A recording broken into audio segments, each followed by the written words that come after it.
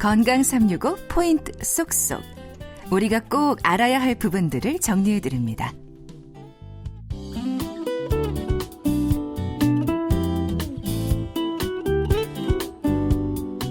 건강365 박광식의 건강이야기, 고려대 구로병원 비뇨의학과의 문두공 교수와 함께 남성 갱년기에 대한 말씀 나누고 있습니다.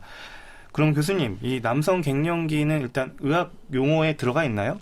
여자들 흔히 메노포즈라 하지 않습니까? 거기에 대칭되는 개념으로 엔드로포즈라는 개념을 많이 이야기를 했어요. 남성 포즈. 그래서 남성 갱년기, 메일 메노포즈 이런 식으로 이야기를 했었는데, 그래서 거기에 대한 일반 용어로는 남성 갱년기라고 했는데, 2002년에 국제갱년기학회에서 남성 갱년기의 정의를 새로 내립니다. 그래서 레이트 온셋 하이포고나디즘. 어려운데요. 그래서 한글로? 후기 발현 성성기능 저하증. 더 어렵네요. 한글이요. 그런 식으로 하면서 쭉 해왔었는데, 그렇게 하면서 남성 호르몬도 낮고 관련 증상이 있어야 된다 했는데 이게 쉽지가 않아요. 왜 그러냐면 더 젊을 때도 남성 호르몬이 떨어지는 사람도 있고 나이가 든다 해서 다 떨어지지도 않기 때문에 그건 정확하지 않다 해서 최근에는 2007년부터는 다시 테스토스테론 데피션시 신드롬 그렇게 영어로는 쓰고 편의상 한글로는 일반인들 더 이해하기 쉽게 그냥 남성 갱년기로 그대로 가자. 그래서 국문 용어로는 남성 갱년기라고 하는데 엄밀한 의학적인 용어로는 정확하지는 않은 용어입니다. 네. 그러면 남성 갱년기에 대한 어떤 정의랄까요? 어떤 증상들이 있어야 남성 갱년기라고 할 수 있는지 다시 한번 정리해 주시죠.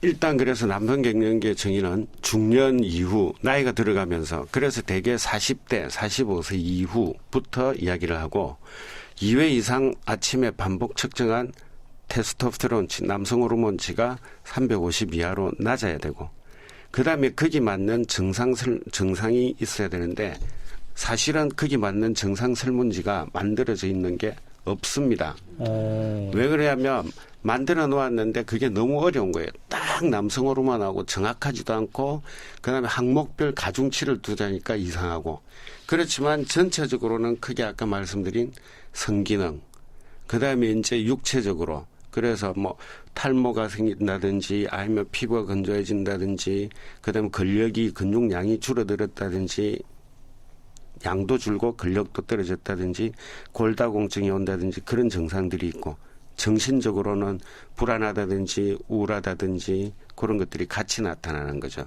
그래서 그 나중에 한번 따로 소개해 드릴 텐데 그래서 간단하게 자기가 체크해 볼 수 있는 10가지 문항 정도 선별하는 그런 설문지는 있지만 100% 정확한 이 증상 설문지는 없습니다. 저도 2013년에 남성 호르몬치가 나라에 따라 다르고 그다음에 이 지형 위치에 따라 다를 거지 않습니까? 그 호르몬치하고 증상 설문지를 만들어 보려고 했는데 너무 힘들어요. 못 만들어요.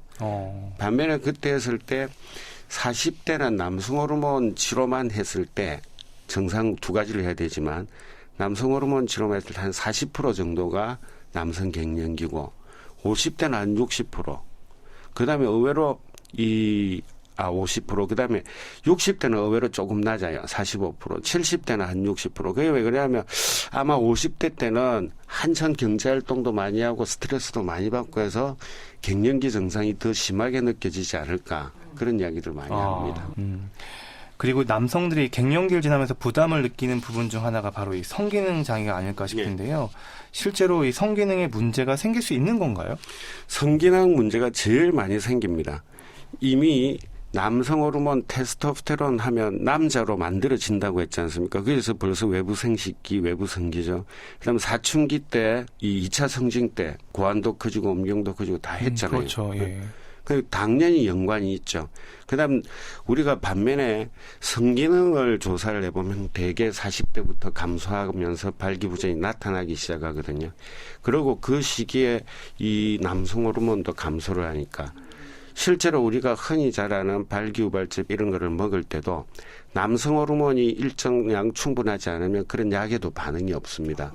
그런 음경 발기 조직을 건강한 상태로 유지시켜 주는데 남성 호르몬이 꼭 필요한 거죠. 그렇기 때문에 이 갱년기 증상 아까 말씀드린 자가 설문지 중에도 10가지 항목 중에 2가지가 발기력에 관한 겁니다. 그 2가지가 해당되면 그건 무조건 갱년기로 맞다고 하는 거예요. 나머지는 신체 증상 3가지 이상이 있어야 되는 반면에. 네. 그럼 갱년기를 지난 남성 모두가 이 치료가 좀 필요할까요? 아니면 모두가 필요한 건 아닌가요? 모든 사람들이 갱년기 치료가 다 필요한 건 아닙니다. 그 증상이 있고 남성 호르몬이 부족한 사람들을 치료를 하는 거죠. 왜 그러냐면 오해의 소지가 있을 수가 있는데 갱년기를 치료를 하는 거는 가령 생활 습관도 개선을 하고 다른 위험 인자도 제거를 하고 그다음에 이제 뭐 식이 조절하고 운동을 주로 많이 해라 근력을 늘리게. 그래도 안 되면 남성 호르몬을 줘야 될 거잖아요.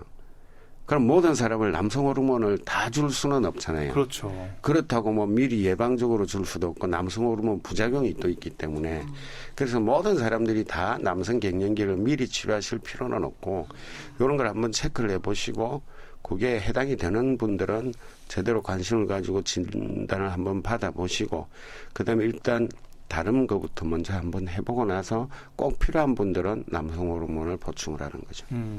그러면 남성 호르몬 치료제를 방금 얘기하셨는데 치료제의 그 효과하고 또 부작용 이런 것들을 좀 정확히 알고 있을 필요가 있을 것 같은데요.